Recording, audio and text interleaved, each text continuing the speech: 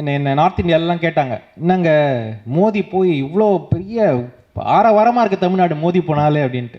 நான் சொன்னேன், எங்கள் ஊரில் அப்படிலாம் எதுவுமே இல்லையே. இல்லை டிவிலெல்லாம் அப்படி காட்டுறாங்க அப்படின்னா. அந்த படம் எடுக்கிறது சவுத் இந்தியாவில், காட்டுறது நார்த் இந்தியாவில். ஏன்னா அங்கே வந்து மோடி வந்து தமிழ்நாட்டில் கண்ட்ரோல் இல்லைன்றது அவங்களுக்கு ஏற்றுக்க முடியாத ஒரு விஷயம். அங்கே எப்படி பிம்பம் காட்டுறாங்கன்னா, தமிழர்களெல்லாம் போய் அப்படியே ஒரு சரணடைஞ்சிட்டா மாதிரி ஒரு பிம்பத்தை அங்கே உருவாக்குறாங்க. ஸோ அந்த மாதிரி வெறும் படத்தை மட்டுமே நம்பி, வெறும் இந்த டிராமாக்களை மட்டுமே நம்பி ஒரு அரசியல் சித்தாந்தம் நடந்து கொண்டிருக்கிறது. இந்த பிபிசியில் தமிழில் பேச கூப்பிட்டாங்க, பிபிசி தமிழில். நான் சொன்ன விஷயத்தை பார்த்து பிபிசி ஹிந்தியில் கேட்டாங்க, நீங்க ஹிந்தி பேசுவீங்களா அப்படின்னு. நீங்க எது கொடுத்தாலும் நான் பேசுவேன், நீங்க கொண்டு வாங்க அப்படின்னு. பிபிசி ஹிந்திலையும் அடிச்சு ஒரு இன்டர்வியூ அடிச்சு விட்டேன். அது தமிழை விட நிறைய போயிடுச்சு வியூ.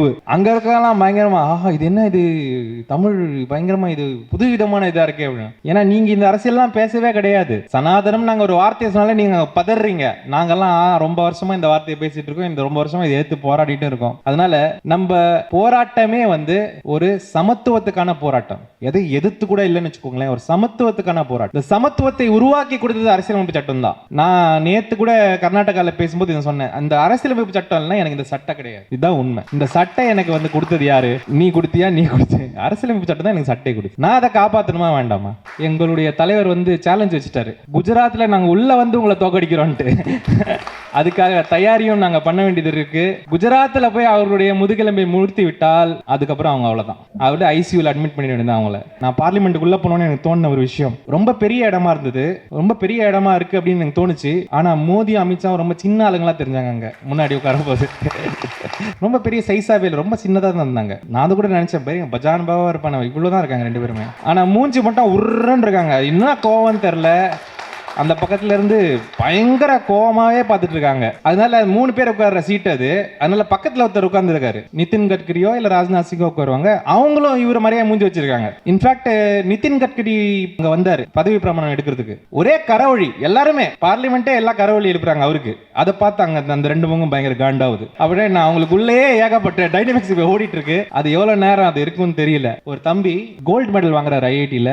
அந்த கோல்டு மெடலுக்கு அக்செப்டன்ஸ் ஸ்பீச் கொடுக்குறாரு, தனஞ்சய பாலகிருஷ்ணன் ஒரு தம்பி. அவர் வந்து அந்த கோல்டு மெடலை வாங்கிட்டு 5 நிமிஷம் பேசிட்டு பாலஸ்தீனை பத்தி பேசுறாரு. நீங்க பாலஸ்தீனில் நடக்கிற ஜெனசைடை வந்து தடுக்கணும். இப்பதான் காலையில இருந்து வெளியே வர தம்பி அவர் பேசுறாரு. அப்படின்னா இந்த பப்ளிக் போரம்ல பேசுற தைரியம் வந்துச்சு. நம்ம மாணவர்களுக்கும் நம்மளுடைய இளைஞர்களுக்கும் வந்துட்டாலே இந்த மோடி மேஜிக் இதெல்லாம் ஒன்றும் ஒர்க் அவுட் ஆக போறது கிடையாது.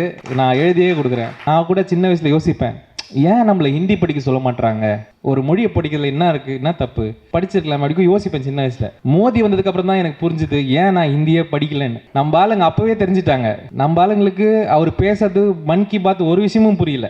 ஒருவேளை ஹிந்தி படிச்சிருந்தா அதுல பாதியாவது புரிஞ்சிருக்கும். அது புரியாம இருக்கிறது நல்லது. என்னைக்கு நீ தமிழ்நாடு தொடவே முடியாது, நீ என்ன டிராமா பண்ணாலும் தொட முடியாது.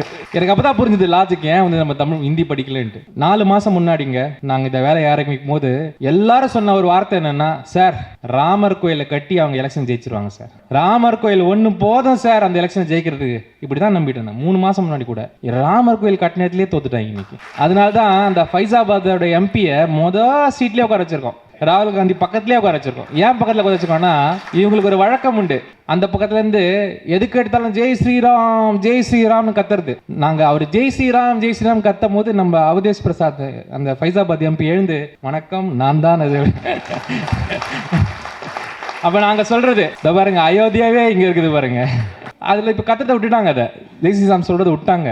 ஏன்னா அது ஒரு பொது தொகுதி, அதுல ஒரு தலித் நின்று ஜெயிச்சிருக்காரு அந்த ஃபைசாபாத்ல. யூபிக்குள்ளேயே இவங்களுக்கு இவ்வளோ டஃப் கொடுக்கும்போது இவங்க தமிழ்நாடெல்லாம் இவங்க டக்கர் பெல்ட் அடித்தாலும் ஒன்றும் பண்ண முடியாது. வாய்க்கு வந்தபடியெல்லாம் புழுவுனாங்க. 24% ஓட்டு இருக்கு எங்களுக்கு தமிழ்நாட்டில் அப்படின்ட்டு அடிச்சு போட்ட எதையாவது அடிச்சு விட்டு இதெல்லாம் ஒரு காமெடியாக தான் நம்ம பார்க்கணும். இன்னைக்கு அரசியலில் ஒரு மீம் கண்டென்ட் கொடுக்கறதுக்கான டெய்லி ஸ்டேட்மெண்ட் வந்து பாஜக தலைவர் கொடுத்துக்கிட்டே இருக்காரு. நம்ம பசங்களுக்கும் இந்த மீம் கண்டென்ட் போடுறதுல ஒரு கண்டென்ட் தேவையில்லை, அதை அவர் கொடுத்துட்டே இருக்காரு. டெய்லி அதை என்ஜாய் பண்ணுவோம். முதல்ல வந்து இந்த தோழர் தம்பி எல்லாம் எவ்வளோ அழகா இருக்கு. நீ எம்பி நீ ஏன் என்னை வந்து கொடுமை பண்றீங்க? அதான் நான் முதல் கேட்கணும்னு நினைச்சேன். வேற புதுசா நாடாளுமன்ற உறுப்பினர் பாராளுமன்ற உறுப்பினர்லாம் சொல்லும்போது எனக்கே எம்பாரசிங்கா இருக்கு. அதனால அதை நம்ம எனக்கு தெரிஞ்சு அதெல்லாம் கொஞ்சம் அவாய்ட் பண்றது பெட்டரு. இந்த தோழரே வந்து ஒரு அருமையான வார்த்தை, அதை விட தம்பி ரொம்ப அருமையான வார்த்தை. நான் அக்கா லூசிக்கு சொல்லிக்க விரும்புகிறேன். அதனால் நம்ம இப்படி இந்த உறவுகளோடவே போகணும். ரெண்டாவது, இந்த இணைந்தெழு தமிழ்நாடு இது உருவெடுக்கும் பொழுது ஒரே ஒரு விஷயம்தான் எங்கள் மனசில் இருந்தது. எல்லாம் கோபமாக இருக்கும், எல்லாம் சோகமாகவும் இருக்கும். ஆனால் என்ன பண்ண போகிறோம், இது என்ன பண்ண போகிறோன்றதுல தான் எல்லாமே அடங்கியிருக்கு. ஏதாவது ஒன்று பண்ணுவோம். நான் வந்து ஐஏஎஸ் ஆஃபீஸராக இருக்கும்போது கூட என்னுடைய ஜூனியருக்கெல்லாம் ஒரு விஷயம் சொல்வேன். என்ன பண்ண போகிறோம், எப்படி பண்ண போகிறோம், இப்படி உட்காந்து யோசினே இருக்கிறது ஒரு பிரயோஜனம் கிடையாது. எதையாவது பண்ணுங்க முதல்ல. அது போனால் பரவாயில்ல, எத்தனை தடவை தோத்தாலும் பரவாயில்ல, ஏதாவது ஒன்று பண்ணுவோம். அப்போ தான் கற்றுப்போம். இன்றைக்கி கூட வந்து நான் அகாடமியில் கூப்பிடுவாங்க பேசுறதுக்கு. அங்கே அகாடமியில் போய் நான் ஒரே விஷயம் சொல்றேன், டூ சம்திங். நீங்கள் ஒரு இடத்துக்கு போனீங்கன்னா நீங்கள் 1 வருஷம் இருந்தாலும் 1/2 மாதம் இருந்தாலும் எதையாவது ஒன்று நீங்கள் பண்ணணும். அதர்வைஸ் தேர்ஸ் நோ வேறு பர்பஸே இல்லை நம்ம வந்து போகிறதுக்கு. அதே மாதிரி ஒரு 1.5 வருஷம் முன்னாடி நாங்கள் உட்காரும் பொழுது என்ன பண்ண போகிறோன்றதை விட ஏதாவது ஒன்று பண்ணுவோம், ஆரம்பிப்போம் அப்படின்றது தான் இந்த இணைந்தெழு தமிழ்நாடு. ஆரம்பித்ததுக்கப்புறம் என்ன செய்ய போகிறோன்றதில் ஒரு தெளிவு ஏற்பட்டுச்சு. நிறைய பேர் இணைந்தார்கள், நல்லா வேலை பார்த்தோம். நான் சும்மா சொல்லக்கூடாது. டெக்னிக்கல் ஒர்க்குனா நீங்கள் வந்து இந்த பிரசாந்த் கிஷோர்லாம் தோற்றுருவாங்க, அந்த அளவுக்கு எங்கள் ஆளுங்க டெக்னிக்கல் ஒர்க். ஒரு பூத்துலையும் அந்த அனலைஸ் பண்ணி தமிழ்நாட்டில் இருக்கிற முக்கியமான எங்கெங்கே மார்ஜின் வருமோ அதெல்லாம் எடுத்து நீட்டாக ஒரு லாஜிக்கலாக உட்காந்து வேலை பார்த்து அங்கங்கே என்னென்ன பண்ணணும் அப்படின்ற அளவுக்கு எல்லாம் டாசியர் ப்ரிப்பேர் பண்ணி அதை கன்சர்ன் அரசியல் கட்சிகளுக்கு கொடுத்து அதுக்கப்புறம் சில தொகுதிகளில் நேராக போய் களப்பணி பண்ணி இன்னைக்கு வந்து பல விஷயங்களை அமைதியாக வேலை பார்த்த ஒரு அருமையான ஒரு அமைப்பு தான் இணைந்தெழு தமிழ்நாடு. அதாவது சமூக அரசியலில் 2 விஷயம் இருக்குது. ஹிந்தியில் சொல்லப்போனால் அது வந்து சங்கர்ஷ்ன்னு சொல்லுவாங்க, போராட்டம். அது வந்து ஒரு விதமான சமூக அரசியல். இன்னொரு சமூக அரசியல் வந்து நிர்மாண், ஒரு விஷயத்தை கட்டமைக்கிறது. இது 2மே சமூக அரசியல் தான். இப்போது போராட்டம் ஒரு பக்கம் இருக்கும்போது சில பேர் அமைதியாக வந்து வேலை பார்த்துட்டு இருப்பாங்க. ஒரு விஷயம் ஒருத்தங்களுக்கு ஒரு முதியோர் இல்லம்னு வச்சு நடத்துவாங்க. நம்ம நினைக்கலாம் இவங்க போராடலைன்னா அவங்களதும் போராட்டம் தான். அந்த நிர்மாண் வேலை இருக்குல்ல, அது ரொம்ப முக்கியம். சில சமயம் நாங்கள் இணைந்தெழு தமிழ்நாட்டில் இந்த டைம் எலெக்ஷன் டைமில் நம்ம அந்த வேலையை பார்க்கணும். நம்ம வந்து அரசியல் கட்சிகளுக்கு உதவியாகவோ இந்த பாசிச சக்திகளை எதிர்ப்பவர்களுக்கு நாம் உறுதுணையாக இருக்க வேண்டும் என்பதில் ரொம்ப கிளியராக இருந்து வேலை பார்த்தோம். அதனால் வேலையை பொறுத்த வரைக்கும் மிகவும் அருமையாக தெளிவாக என்ன செய்ய போகிறோன்றதை வரையறுத்து செய்த ஒரு அமைப்பு. கண்டிப்பாக இதுக்கு முன்னாடி இது எப்படி போகணும் அப்படின்றதுல எனக்கு ஒரு ஐடியா இருக்குது. அது நான் வந்து இணைந்தெழு தமிழ்நாடுகிட்டையும் நான் ஷேர் பண்ணியிருக்கேன். இன்றைக்கி காலகட்டத்தில் நிறைய பப்ளிக் ஒப்பீனியன் என்ன இருக்குது, அதாவது மக்களுடைய எண்ணம் என்னவா இருக்குது, என்ன ஓட்டம் என்னவா இருக்குன்னு யாருக்கும் தெரியல. ஏன்னா பல பேர் எல்லாம் ஒன்று மீடியாவை பார்க்குறோம், இல்லைன்னா வீட்டில் உட்காந்து பேப்பர் படிக்கிறோமே தவிர இந்த ஊர்களுக்கு சென்று மக்களுடைய என்ன ஓட்டம் என்னவா இருக்குன்றதே யாருக்குமே தெரியாமல் போயிடுச்சு. அந்த பப்ளிக் ஒப்பீனியன் ரிசர்ச் பண்ண வேண்டியது என்னை பொறுத்த வரைக்கும் இணைந்தெழு தமிழ்நாடுடைய முக்கியமான ஒரு வேலை. மக்களுடைய என்ன ஓட்டம் என்னவா இருக்குன்னு தெரிஞ்சாதான் நம்ம அடுத்த வேலையை பார்க்க முடியும். அந்த வேலைகளை இணைந்தெழு தமிழ்நாடு இங்கேருந்து எடுத்து செய்யும். அப்புறம் சண்டை இன்னும் முடியலை, ஒரு பாதி லெவலில் வந்து நிற்குது. கண்டிப்பாக நமக்கு ஒரு பெரிய வெற்றி தான். மாரலி, பொலிட்டிக்கலி, பர்சனலி இது ஒரு வெற்றி, பெரிய வெற்றி. ஆனால் இந்த வெற்றியை வந்து ஒரு அரசியல் வெற்றியாக மட்டும் பார்க்க முடியாது. இது வந்து இன்னைக்கு இந்தியா கூட்டணி ஜெயிச்சிட்டாங்க, நாளையிலேருந்து எல்லாம் மாறிடும், அப்படி கிடையாது. இது ஒரு ஃபண்டமெண்டல் பிரச்சனையாக இருக்குது. நம்மளுடைய அரசியலில் ஒரு ஃபண்டமெண்டல் பிரச்சனை கடந்த 30-40 வருஷமாகவே மாறி இருக்கு. அதையெல்லாம் மாற்றணும்னா நாமளும் அமைதியாக பொறுமையாக வேலை செய்யணும். ஆனால் அடுத்த இலக்கு வந்து இந்த பாசிச சக்தியை அரியணையிலிருந்து அகற்ற வேண்டும். இன்னைக்கு வந்து ஆல்ரெடி அவங்கள அகத்தியாச்சு. இன்னைக்கு 2 பக்கமும் கைத்தடியோட தான் மோடி அவர்கள் பார்லிமெண்ட்டுக்குள்ளே வராரு. ஒன்று நிதிஷ்குமார், ஒன்று நாயுடு. இந்த 2 கைத்தடியும் தான் வச்சுக்கிட்டு தான் ஊனிக்கிட்டு தான் வராரு. அதனால் அவரை வந்து ஒரு அவருக்கு வந்து ஒரு கைத்தடி கொடுத்து அப்படியே அப்படியே பெரிய 56 இன்ச்சுன்னு நகர்ந்தவரை கொஞ்சம் அமைதியாக கொஞ்சம் இருக்க வைக்கிறது ஒரு பெரிய விஷயம்தான். ஆனாலுமே கூட இது வந்து முழு வெற்றி அல்ல. இன்னைக்கு சண்டை இன்னும் பாக்கி இருக்கு.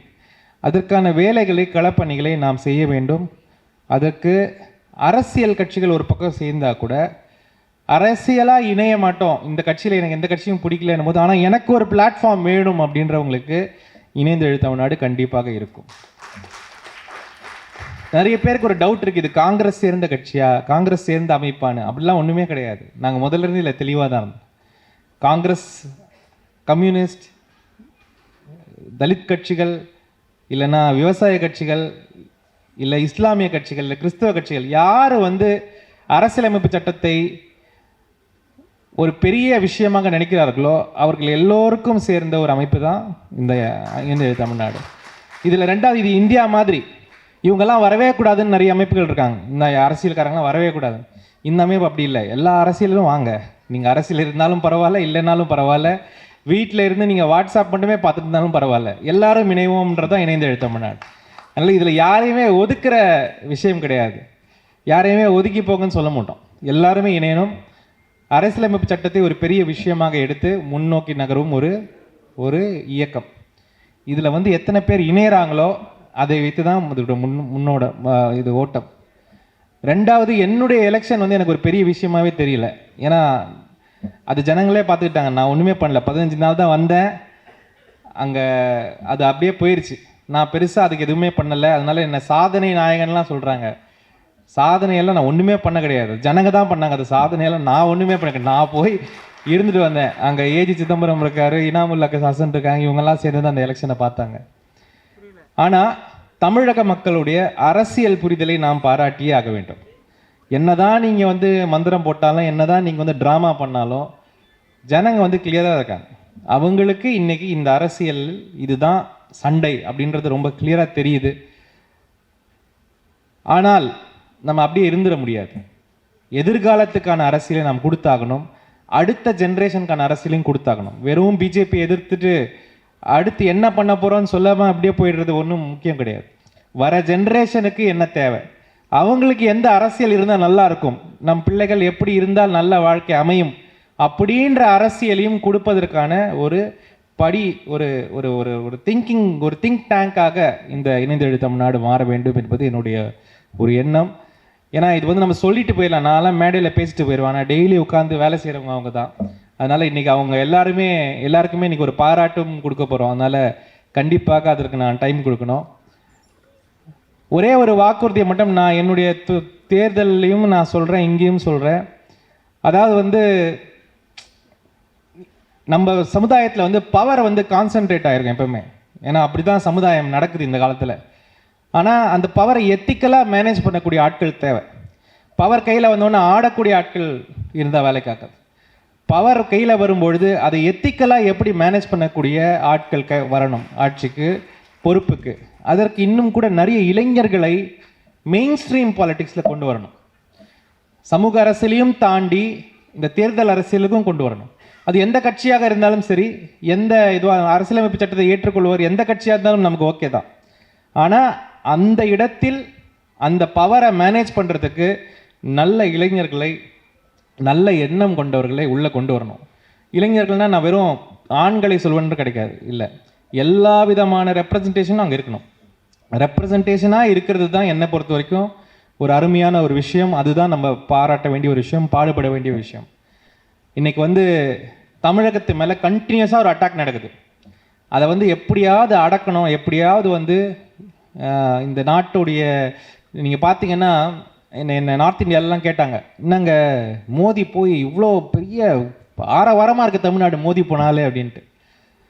நான் சொன்னேன், எங்கள் ஊரில் அப்படிலாம் எதுவுமே இல்லையே.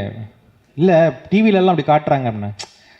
அந்த படம் எடுக்கிறது சவுத் இந்தியாவில், காட்டுறது நார்த் இந்தியாவில். ஏன்னா அங்கே வந்து மோடி வந்து தமிழ்நாட்டில் கண்ட்ரோல் இல்லைன்றது அவங்களுக்கு ஏற்றுக்க முடியாத ஒரு விஷயம். அங்கே எப்படி பிம்பம் காட்டுறாங்கன்னா, தமிழர்களெல்லாம் போய் அப்படியே ஒரு சரணடைஞ்சிட்டா மாதிரி ஒரு பிம்பத்தை அங்கே உருவாக்குறாங்க. ஸோ அந்த மாதிரி வெறும் படத்தை மட்டுமே நம்பி, வெறும் இந்த டிராமாக்களை மட்டுமே நம்பி ஒரு அரசியல் சித்தாந்தம் நடந்து கொண்டிருக்கிறது. இன்னும் கூட சொல்லப்போனால் நான் தான் அந்த பிபிசியில் தமிழில் பேச கூப்பிட்டாங்க, பிபிசி தமிழில். நான் சொன்ன விஷயத்த பார்த்து பிபிசி ஹிந்தியில் கேட்டாங்க, நீங்கள் ஹிந்தி பேசுவீங்களா அப்படின்னு. நீங்கள் எது கொடுத்தாலும் நான் பேசுவேன், நீங்கள் கொண்டு வாங்க அப்படின்னு. பிபிசி ஹிந்திலையும் அடித்து ஒரு இன்டர்வியூ அடித்து விட்டேன். அது தமிழை விட நிறைய போயிடுச்சு வியூ.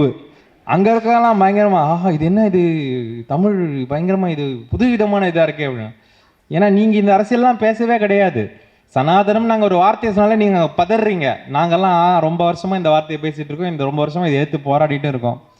அதனால் நம்ம போராட்டமே வந்து ஒரு சமத்துவத்துக்கான போராட்டம். எதை எதிர்த்து கூட இல்லைன்னு வச்சுக்கோங்களேன், ஒரு சமத்துவத்துக்கான போராட்டம். இந்த சமத்துவத்தை உருவாக்கி கொடுத்தது அரசியலமைப்பு சட்டம் தான். நான் நேற்று கூட கர்நாடகாவில் பேசும்போது இதை சொன்னேன், அந்த அரசியலமைப்பு சட்டம் இல்லைன்னா எனக்கு இந்த சட்டம் கிடையாது. இதுதான் உண்மை. இந்த சட்டம் எனக்கு வந்து கொடுத்தது யாரு? நீ கொடுத்தியா? நீ கொடுத்த அரசியலமைப்பு சட்டம் தான் எனக்கு சட்டை கொடுத்துச்சு. நான் அதை காப்பாற்றணுமா வேண்டாமா? அப்போ நான் அதை காப்பாற்றாம போனேன்னா அப்போ நான் என்ன மனுஷன்? இங்கே இருக்கிறவங்கள பாதி பேருக்கு அதுதான் உண்மை. அது உண்மை தெரியல நிறைய பேருக்கு. இந்த சட்டையும் இந்த மரியாதையும் நமக்கு இன்னைக்கு வந்தது அரசியலமைப்பு சட்டத்தால் மட்டுமே. ரொம்ப காலமாக அரசியலமைப்பு சட்டத்தையும் அம்பேத்கரையும் கொண்டாடினது தலித்கள் மட்டும்தான். இப்போ தான் எல்லாரும் கொண்டாட ஆரம்பிச்சிருக்கோம். ஆக்சுவலாக இந்தியா முழுக்க கொண்டாடணும். அம்பேத்கரையும் அரசியலமைப்பு சட்டத்தையும் கொண்டாட ஆரம்பித்தாலே வேற எதுவுமே உள்ளே வர முடியாது. ஏன்னா அதுக்கான அந்த நீங்கள் அதை எடுத்து பார்த்தீங்கன்னா, அந்த டாக்குமெண்ட் எடுத்து பார்த்தீங்கன்னா, இதை விட ஒரு சமத்துவமான ஒரு டாக்குமெண்ட்டை யாரும் உருவாக்கியிருக்க முடியாது. அப்படிப்பட்ட ஒரு சண்டையை நாம் இன்னைக்கு போட்டுட்ருக்கோம். ஒரு பெருமையான சண்டை கூட. நிறைய பேர் இது ஒரு வரலாறுலேயே சோகமான பீரியடாக பார்க்குறாங்க. நான் அப்படி பார்க்கவே இல்லை. வரலாறுலேயே ரொம்ப எக்ஸைட்டிங்கான ஒரு பீரியடாக பார்க்குறேன். நமக்கு ஒரு சான்ஸ் கிடச்சிருக்குல்ல, இந்த மாதிரி ஒரு அருமையான ஒரு புத்தகத்தை, அருமையான ஒரு விஷயத்தை நம்ம பாதுகாக்கிற ஒரு சான்ஸ் நமக்கு கிடச்சிருக்குல்ல. அந்த காலத்தில் சொல்கிறாங்க, நேரு காந்தி அவர்களெல்லாம் வந்து இவ்வளோ நாள் 11 வருஷம் ஜெயிலில் இருந்தாராம். நேரு முதலாம் பிரதம மந்திரி 11 வருஷம் ஜெயிலில் இருந்தார். அவர்கள் செய்த தியாகத்தினால் நாம் இப்படிலாம் வந்தோம் அப்படின்றது நமக்கு சொல்லப்படுற கதைகள்.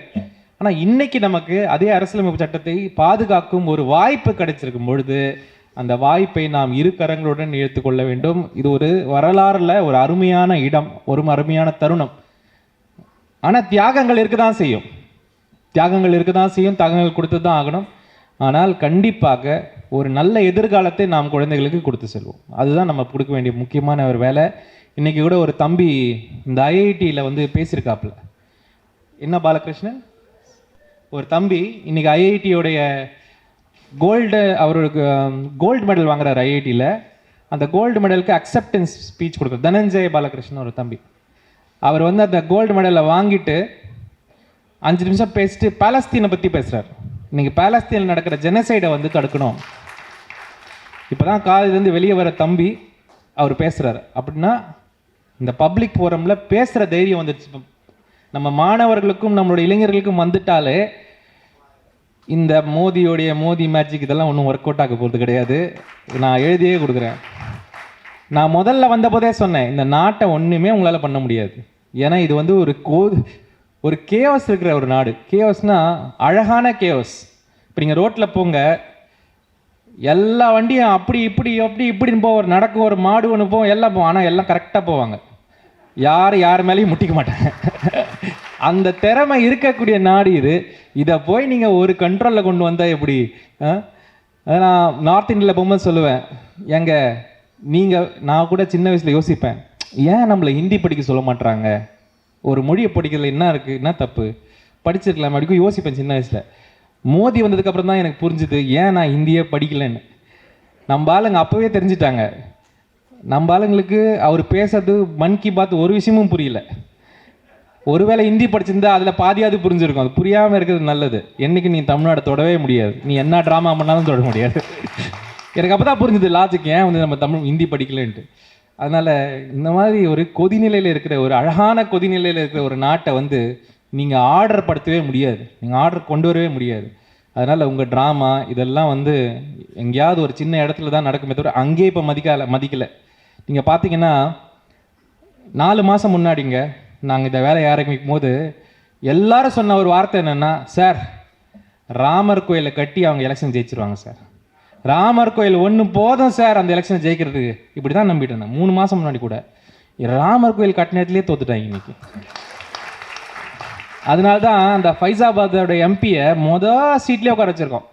ராகுல் காந்தி பக்கத்துலேயே உட்கார வச்சிருக்கோம். ஏன் பக்கத்தில் உட்கார வச்சிருக்கோம்னா, இவங்களுக்கு ஒரு வழக்கம் உண்டு. அந்த பக்கத்துலேருந்து எதுக்கு எடுத்தாலும் ஜெய் ஸ்ரீராம் ஜெய் ஸ்ரீராம்னு கத்துறது. நாங்கள் அவர் ஜெய் ஸ்ரீராம் கத்தும் போது நம்ம அவதேஷ் பிரசாத் அந்த ஃபைசாபாத் எம்பி எழுந்து, வணக்கம் நான் தான் அது. அப்போ நாங்கள் சொல்கிறது, இதை பாருங்க அயோத்தியாவே இங்கே இருக்குது பாருங்க. அதில் இப்போ கத்தத்தை விட்டுட்டாங்க, அதை ஜெய் ஸ்ரீராம் சொல்கிறது விட்டாங்க. ஏன்னா அது ஒரு பொது தொகுதி, அதில் ஒரு தலித் நின்று ஜெயிச்சிருக்காரு அந்த ஃபைசாபாத்தில். அப்போது யூபிக்குள்ளேயே இவங்களுக்கு இவ்வளோ டஃப் கொடுக்கும்போது இவங்க தமிழ்நாடெல்லாம் இவங்க டக்கர் பெல்ட் அடித்தாலும் ஒன்றும் பண்ண முடியாது. அதனால் வாய்க்கு வந்தபடியெல்லாம் புழுவுனாங்க. 24% ஓட்டு இருக்குது எங்களுக்கு தமிழ்நாட்டில் அப்படின்ட்டு அடித்து போட்ட எதையாவது அடித்து விட்டு இதெல்லாம் ஒரு காமெடியாக தான் நம்ம பார்க்கணும். இன்றைக்கி அரசியலில் ஒரு மீம் கண்டென்ட் கொடுக்கறதுக்கான டெய்லி ஸ்டேட்மெண்ட் வந்து பாஜக தலைவர் கொடுத்துக்கிட்டே இருக்காரு. நம்ம பசங்களுக்கும் இந்த மீம் கண்டென்ட் போடுறதுல ஒரு கண்டென்ட் தேவையில்லை, அதை அவர் கொடுத்துட்டே இருக்காரு.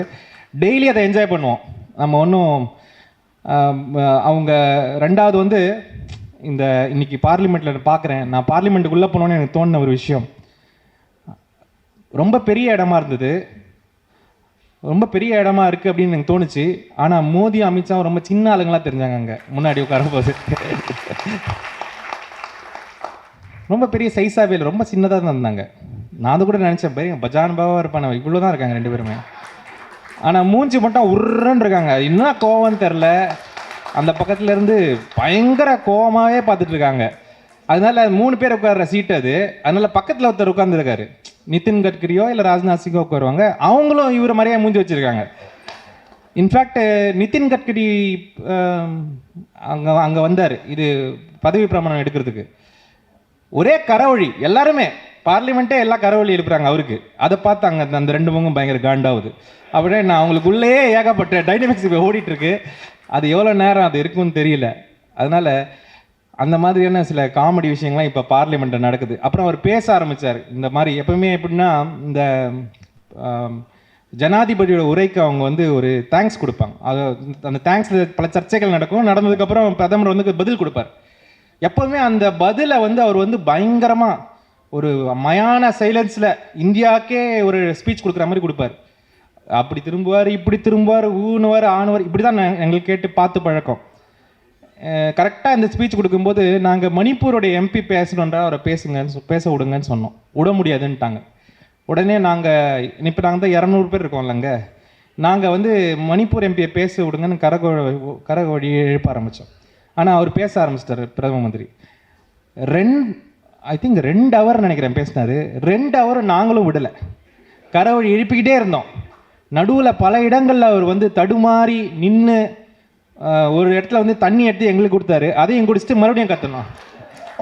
அந்த கரவழியில் ஒரு முக்கியமான ஒரு விஷயம் என்னென்னா, அது ஹிந்தியில் மட்டும் இல்லை, தமிழ்லேயும் ஒழிச்சுது. நீங்கள் கேளுங்க, யூடியூப்பில் போய் கேட்டு பாருங்கள். காப்பாற்று காப்பாற்று ஜனநாயகத்தை காப்பாற்றுன்னு அங்கே வந்து பயங்கரமாக ஒழிச்சுது கரவழி. மராட்டியில் ஒழிச்சுது. அப்புறம் மணிப்பூர் அவங்க கேட்டாங்க, ஏயா எங்களுக்கு தானே நீங்கள் எழுப்புறீங்க, மணிப்பூரில் கரவழி எழுப்புங்க. நான் அவங்க மணிப்பூரி கற்றுக் கொடுத்து அங்கேயே மணிப்பூரி எல்லாம் கற்றுக்கிட்டு அந்த கரவழியை மணிப்பூரிலையும் எழுப்பணும். அந்த மாதிரி இன்னைக்கு பார்லிமெண்ட் வந்து ஒரு நல்ல பார்லிமெண்ட்டெல்லாம் விட்டுறாதீங்க, இப்போ வரும்போது நல்லா பாருங்கள். ஏன்னா அதில் வந்து நிறைய விஷயங்கள் இந்த மாதிரி டிட்பிட்ஸ்லாம் நடக்குது. அதனால் இன்றைக்கி ஒரு ஸ்ட்ராங் அப்போசிஷன் அங்கே உட்காந்துருக்கு. அவர்களுக்கு இதெல்லாம் ஏற்றுக்கிற பழக்கமே கிடையாது, பழக்கமும் கிடையாது, அந்த தன்மையும் கிடையாது.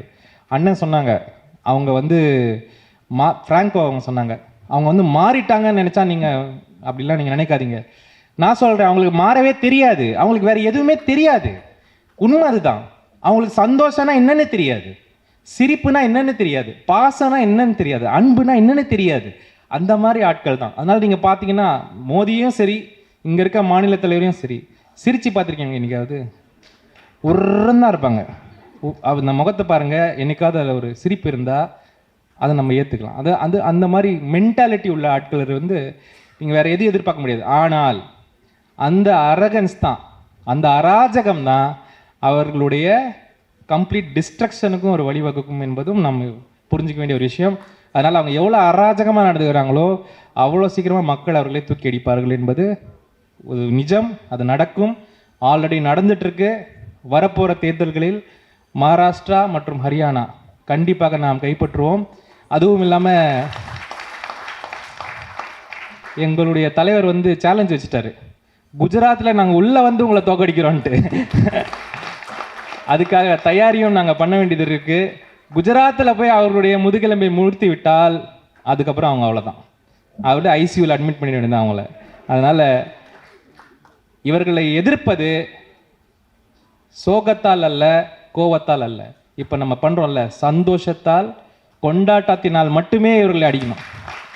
அதை மட்டும்தான் இவங்களால் ஏற்றுக்க முடியாது. அதனால் யாருமே சோகமும் கோபமும் பட வேண்டாம். குறிப்பாக என்னுடைய இஸ்லாமிய சமுதாய நண்பர்களுக்கு கேட்டுக்கொள்கிறேன், கோபமே படாதீங்க. உங்களுக்கு இத்தனை 5-10 வருஷமாக எவ்வளோ தன்மையை நீங்கள் காட்ட முடியுமோ இந்த நாட்டிற்கு நீங்கள் உணர்த்திட்டீங்க.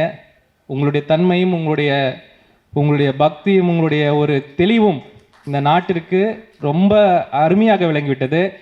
பாதி ஜெயிச்சாச்சு, பாதியில் முக்கால்வாசி ஜெயிச்சாச்சு, இன்னும் கால்வாசி தான். அதை கண்டிப்பாக சேர்ந்தே கடப்போம். இந்தியர்களாக, தமிழர்களாக, மனிதர்களாக நாம் இணைந்தெழுவோம். கண்டிப்பாக இது ஒரு நமக்கு வரலாற்றில் ஒரு அருமையான வாய்ப்பு. இதை கண்டிப்பாக நாம் செய்வோம் என்ற இதை கூறி மறுபடியும் ஃபோக்கஸை நான் கொண்டு வரேன். என்ன பேசுகிறோங்கிறது முக்கியம் இல்லை, என்ன செய்ய போகிறது முக்கியம். அதில் வந்து 10% நம்ம செஞ்சால் கூட அந்த வேலை செய்யணும், ஏதாவது ஒன்று நடக்கணும். நம்ம அதில் தோக்கட்டும், நம்ம செய்கிறத வந்து வேஸ்ட்டாக போட்டோம், ஆனால் எதையாவது ஒன்று செய்யணும் அப்படின்ற ஒரு எண்ணம் நமக்கு உருவாகணும். கடைசியாக ஒரு விஷயத்த சொல்லிக்கிறேன், மெயின் ஸ்ட்ரீம் அரசியலில் பார்த்து ஓட வேண்டாம். சரி, நம்மெல்லாம் வந்து நமக்கு அதை போக இஷ்டம் இல்லை அப்படின்னு ஒன்று விட்டுருவோம். ஆனால் அதை போக நினைப்பவர்களை நாம் என்கரேஜ் பண்ணுவோம். போங்க, நீங்கள் வாங்க, நீங்கள் ஒரு நல்ல அரசியல்வாதியாக நீங்கள் இருங்க அப்படின்ற ஒரு அவங்களுக்கு ஒரு சப்போர்ட்டை நம்ம கொடுப்போம். நம்ம என்ன பண்ணுவோம்னா, போகவே போகாதீங்க அந்த பக்கம்னு சொல்லியே வளர்த்துட்டோம் எல்லாரையுமே. அதனாலே அந்த இடத்துல ஒரு கேப் ஆகிப்போச்சு. அதனால் இந்த காலத்து இளைஞர்களை யாராவது வர நினைக்கிறாங்கன்னா, போக நினைக்கிறாங்கன்னா, அவர்களை நீங்கள் என்கரேஜ் பண்ணுங்கள். என்ன மாதிரி ஆட்களோட வேலை என்னென்னா அவங்களெல்லாம் கூட்டிக்கிறது தான். அவங்களுக்கு வந்து ஒரு லேட்ச் இல்லாமல் இருக்கும். நாங்கள் இருக்கோம், நாங்கள் ஒரு அருமையான அவங்களுக்கு ஒரு வழி நாங்கள் பண்ணித்தரோம். அதனால் நீங்கள் நிறைய யங்ஸ்டர்ஸ் நீங்கள் உள்ளே அனுப்புங்க, எல்லா கட்சிகளையும் அனுப்புங்க, இந்த கட்சியில் மட்டும் இல்லை, எல்லா கட்சிகளையும் அனுப்புங்க. அவர்களால் மட்டும்தான் எதிர்காலத்துக்கான அரசியலை கொடுக்க முடியும். இந்த எல்லா வேலையையும் இணைந்தெழு தமிழ்நாட்டில் எல்லா தரப்பினரும் சேர்ந்து ஒரு ஃபோர்ஸாக நாம் அமைய வேண்டும் என்று கேட்டுக்கொண்டு இந்த நிகழ்ச்சியை ஒருங்கிணைத்து நடத்தி இவ்வளோ பேர் எவ்வளோ தூரம் வந்திருக்கீங்க. நிறைய நேரம் ஆயிடுச்சு. நன்றி, வணக்கம், தேங்க்யூ.